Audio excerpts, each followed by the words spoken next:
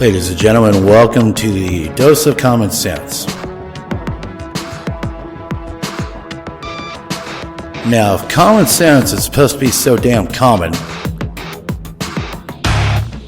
well, how come it seems like nobody has it?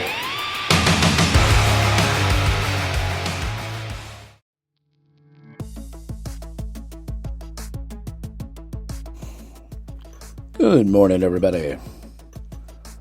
Welcome to Monday morning, Monday afternoon, whatever time it seems to be when you're listening to this. And thank you for listening. Welcome to the Dose of Common Sense. Don't have that much tonight. Just figure I'd give you a little bit of a rundown of what we had over the last day or so. And first up, looks like a major U.S. city has banned smartphone use by pedestrians while crossing the street. Really? And that wonderful city happens to be Honolulu, Hawaii. And now you kind of got to wonder on this. What would make smartphone use on a crosswalk over there so bad that they would ban it? Now, I understand banning smartphone use while driving because that's a safety issue. Could be that banning smartphone use while walking across a crosswalk would be the perfect equivalent to a blonde using the smartphone while trying to push a cart down the aisle. It doesn't really work. You're paying attention to the smartphone, you're trying to pay attention to the cart, but next thing you know, you're ramming into Big Bertha sitting in front of you with her 6 kids, and she's going to be a little ticked. So, I kind of understand where they're coming from with this, but I don't know. It's going to make some people mad for sure. So, there is that. Next up, Chapter 2 of the Sour Grapes between Niantic, Pokemon Go, and the people who hated the Go Festival in Chicago. Apparently, the one in Chicago was so bad that Niantic has postponed the upcoming Pokemon Go events in Europe following the Chicago, I wouldn't call it failure, I would call it a fiasco.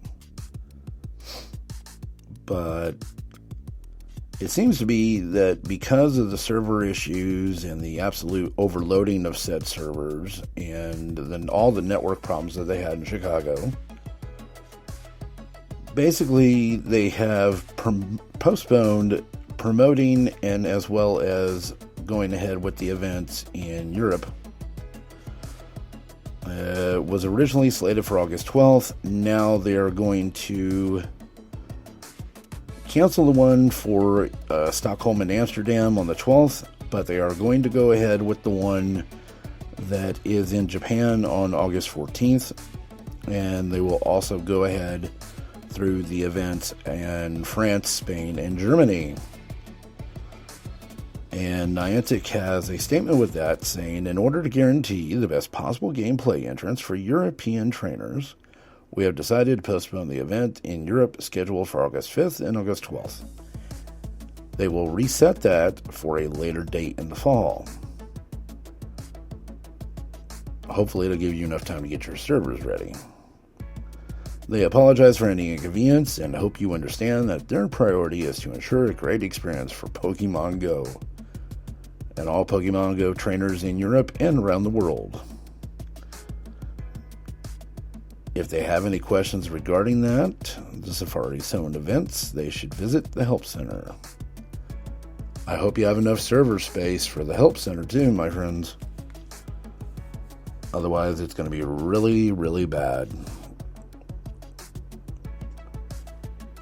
So, we will check on that and keep you up to date as events unfold. Next up, HTC, the U11. The next couple of HTC 11 software updates will reportedly enable the Bluetooth 5 protocol without any hardware changes. which means they've had capability for Bluetooth 5 the entire time and just have not enabled it yet because apparently they want the software to be working optimally and normally. That way to give you a cluster F free experience, shall we say. And for those of you who do not know what Bluetooth 5 is the new protocol that enables Bluetooth to be transmitted from device to device with more fidelity as far as audio goes.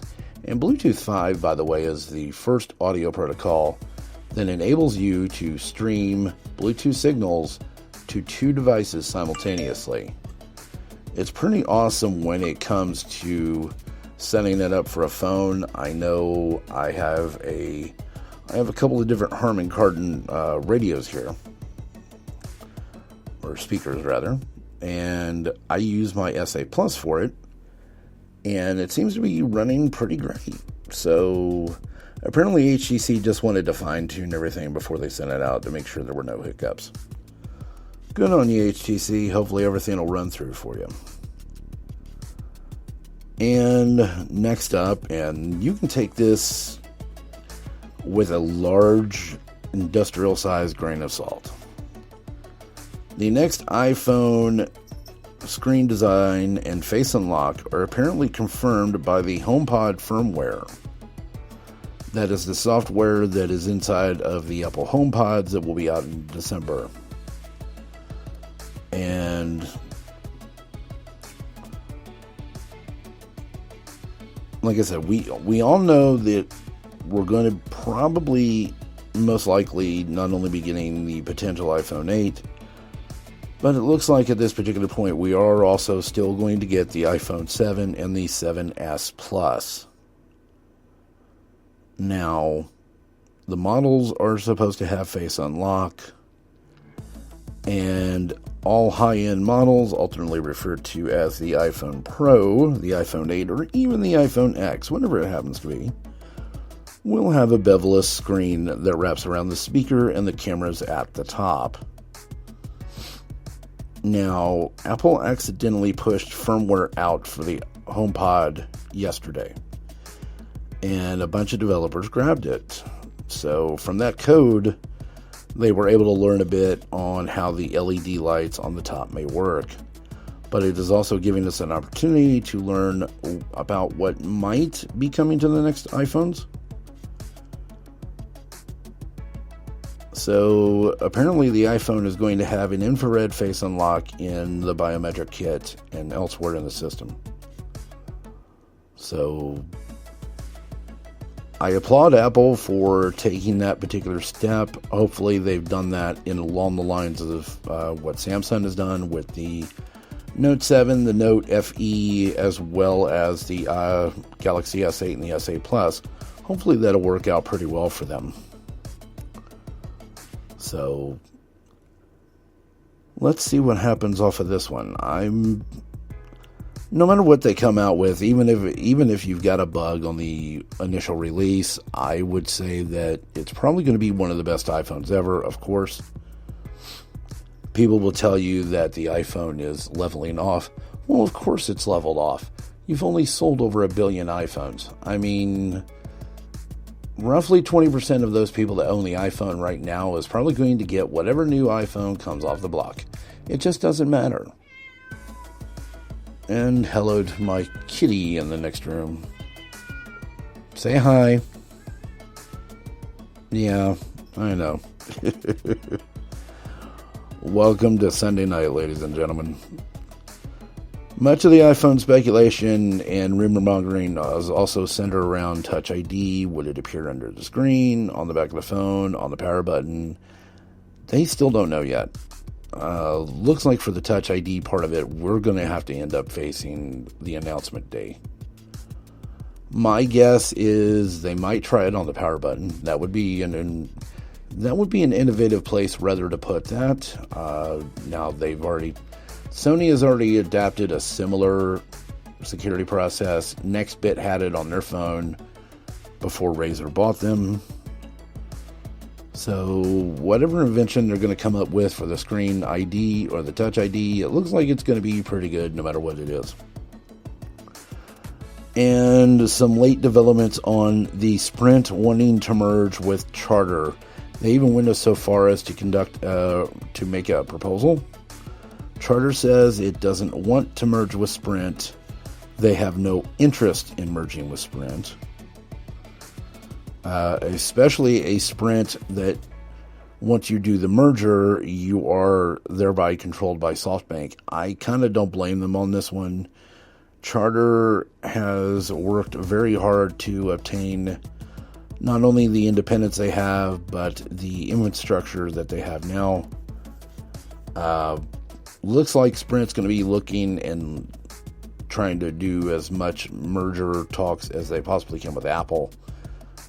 As far as I see it right now, the only way I see Sprint getting out of any doldrums that they appear to be in, and I say appear to be in because Sprint has made some great inroads over the last few months.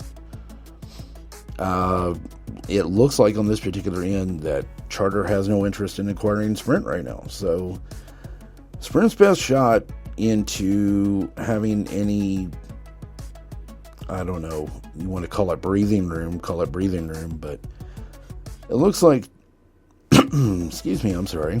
Looks like their only way out of it is to set up a merger with T-Mobile and just, I mean, not only would they help each other, but it would also help the standard go down a little bit more to the one GSM standard that is known worldwide.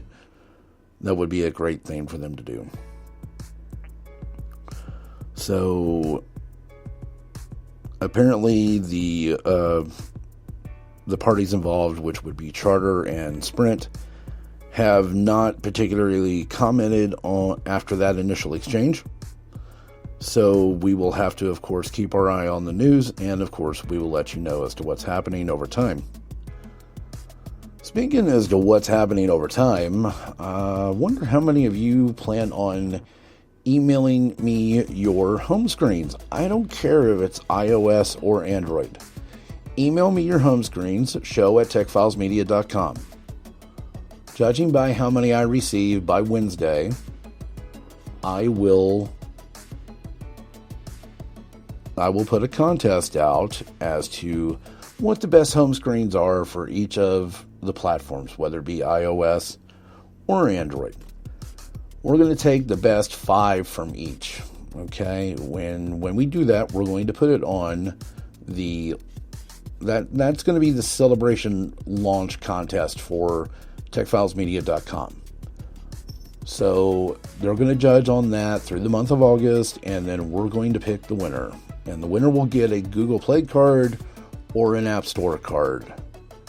However, I'm going to base that on your responses between now and Wednesday. So submit your home screens. Please, please, please be tasteful. I mean, I don't care if iOS is just a bunch of icons on it. It's what you do with the icons or what you do with your wallpaper that makes perfect sense of that. Organization is included in this as well. Just because you may be using a non-jailbroken iPhone, it's not going to disqualify you at all. It's just basically going to say what more or less you carry. What more or less, how do you concentrate on making your phone yours? And you do not have to have a stock launcher. That is already case in point. You can do whatever you want with the stock launcher. You can do whatever you want with the iOS stock launcher. You can tweak however you want. Jailbroken iPhone, non-jailbroken iPhone. I want to see your home screens. I want to see what they look like. I'm looking for artistic value. I'm looking for utility value and organization value. That's it for me. Now, when I put them on the website and have the rest of the listening public judge them, they're going to judge them on the same standards. And then we'll come up with our winner. And then our winner will either get a Google Play card for so much, or they will get a either Google Play card for so much money, or they'll get an Apple App Store card for so much money. But my judgment on how much that card's going to be for is going to be based off your responses between now and Wednesday. So if you're interested, show@techfilesmedia.com. That will be the only place that I will accept the entries at. show@techfilesmedia.com. Any questions or comments, follow me on Twitter @techfiles or techfilesmedia. You can use any of those addresses if you have any questions, comments, devices you would like me to review. If you have a device that you want me to review, if you have an application that you want me to review, send it to show@techfilesmedia.com. I'll be more than happy to do that for you. And if I think it's good enough, I will put it on the show.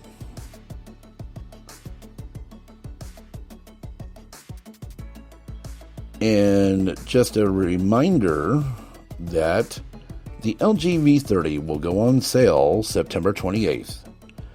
It will be announced probably the first day, if not before the first day of IFA, but it will go on sale in the United States on September 28th.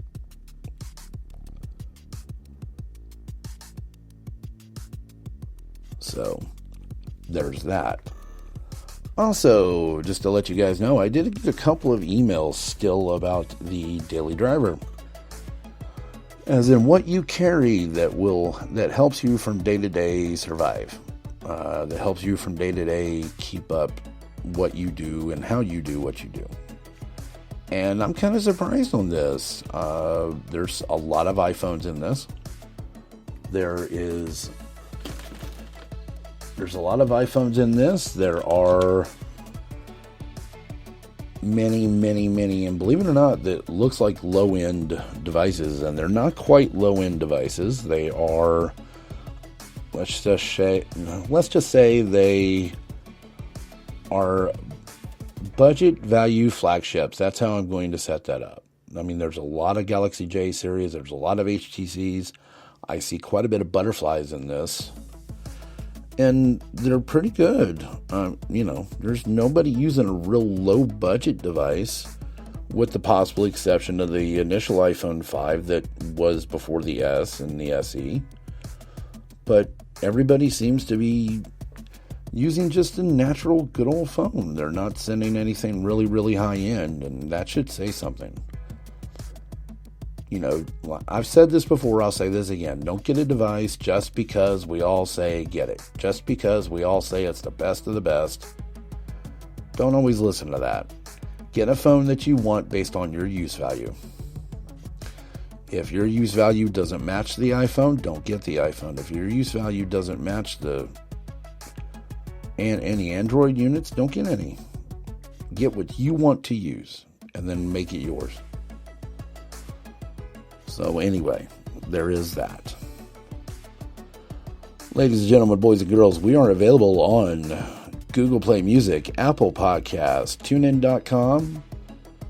We are available on PodcastAddict.com, Pocket Cast, Stitcher, iHeartRadio, and many others. If you don't find me on your particular podcatcher of choice, send me an email, show@techfilesmedia.com, and we'll work on getting on there for you. None of this, of course, would be possible without the help of our hosting services at Spreaker.com. So, ladies and gentlemen, boys and girls, wherever it's in your cars, your homes, or your ears, I thank you very much for listening. Y'all be safe. Have a wonderful start to your week. And we will talk to y'all later. Stay classy, y'all.